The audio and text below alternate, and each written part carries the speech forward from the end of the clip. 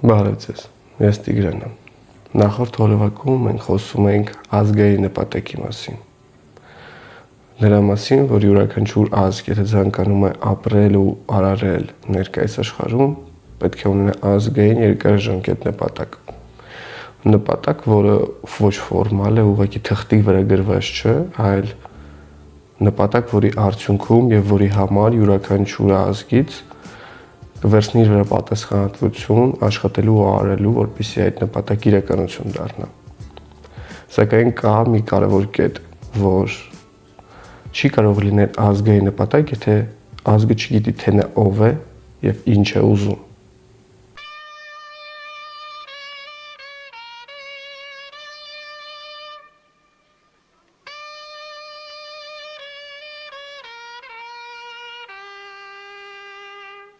Ազգային նպատակը չի ծնվում ինչ-որ կաբինետներում կամ հավաքույթների ժամանակ։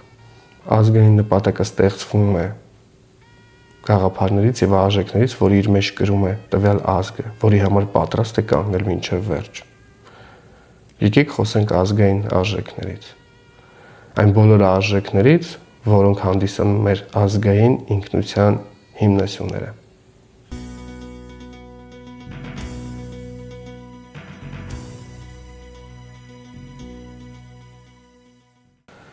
Մեր պատմությունը մի անկոտրում ազգի մասին, որը ավելի քան 5000 տարի ապրում ու արժում է իր հայրենի հողում։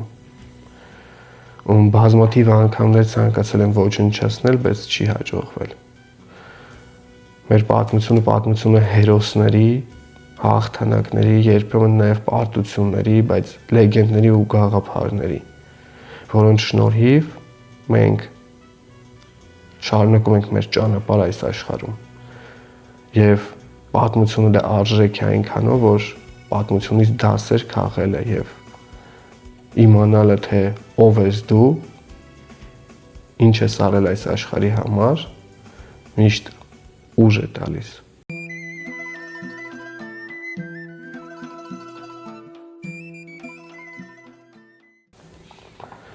Հայկական ընտանիքը դա մեր առաջին ամրոցն է։ Հենց ընտանիքում է ստեղծվում յուրաքանչյուրի, հետևաբար ազգի բնավորությունը։ Հենց ընտանիքում է առաջին անգամ ստեղծվում գաղափար հայրենասիրության, հայրենաճանաչության մասին։ Որքան ամուր է հայկական ընտանիքը, այնքան ամուր է ազգը եւ այնքան ամուր է պետությունը։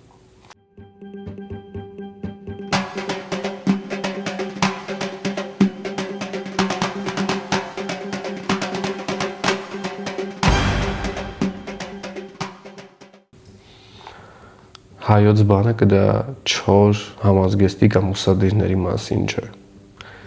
Հայոց բանակը դա առաջին ընտրության մասին է։ Կամ դու պաշտպանում ես քո հողն ու ջուրը,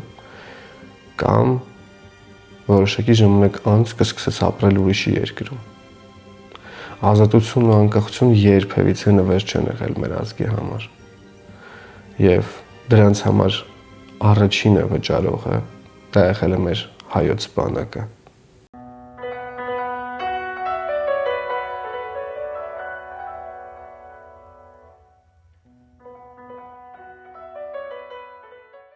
Հայոց լեզուն, դա մեր կոչն է։ Դա հազարամյակնից ձայն է, որ լսվում է այսօր։ Կորցնել հայոց լեզուն նշանակում է կորցնել կապը, թե անցյալի, թե ապագայի հետ։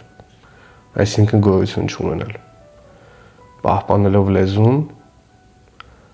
մենք պահպանում ենք մեր ապագան։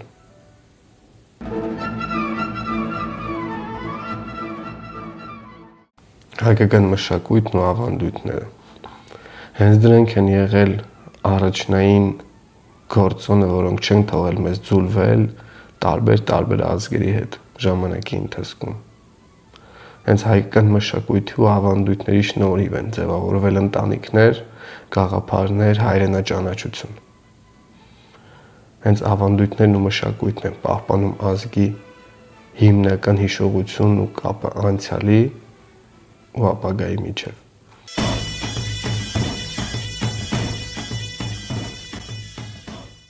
Հայրենիք, հայրենի հող։ Խոսքը ավելի շատ ոչ թե ինչ-որ տարածքի մասին, այլ Շատ հայրենաճանաչության մասին է, թե որն է քո հայրենիքը, որտեղ է քո հայրենի հողը։ Հենց հայրենաճանաչությունից է սկսվում հայրենասիրությունը, առանց հայրենաճանաչության մարդ չի կարող լինել հայրենասեր, որտեղ եթե չգիտես, թե ինչ է դա, ինչպես սիրես։ Ու մեր հայրենաճանաչությունն ու հայրենասիրությունը հենց հայրենի հողի մասին է։ Հենց հայրենի հողն է մեր ազգային արժեքը, որտեղ դարեր շարունակ հայը ապրել, արարել, ստեղծել,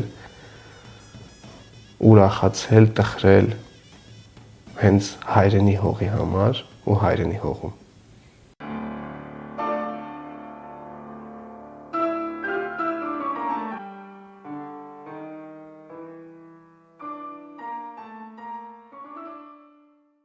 Մեր հավատքը տվել է մեզ հոգու դիմադրության ուժ։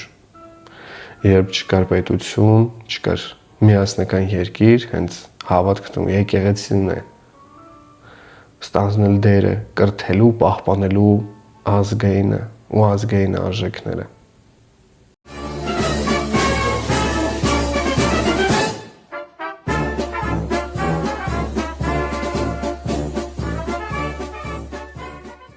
Ազատություն եւ անկախությունը։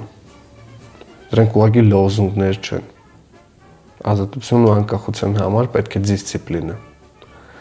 Դա պատասխանատվության մասին է, պատասխանատվություն հետևանքների համար։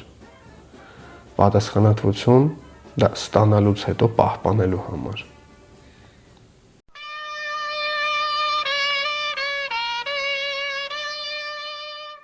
Հենց ազգային արժեքներն են հանդիսանում հիմքը ազգային նպատակի ստեղծման, քանի որ ազգային արժեքներն են պատասխանում հարցին, թե ով ենք մենք։ Եթե մենք չհենվենք այս արժեքների վրա, մենք չենք ունենա ոչ նպատակ, ոչ ապագա։ Առաջիկա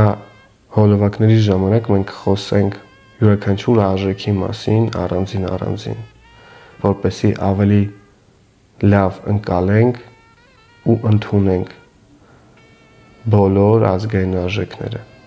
քանի որ ազգային նպատակը դա երազանք չէ, դա որոշում է, որը մենք պետք է կայացնենք։ Մնացեք բարով։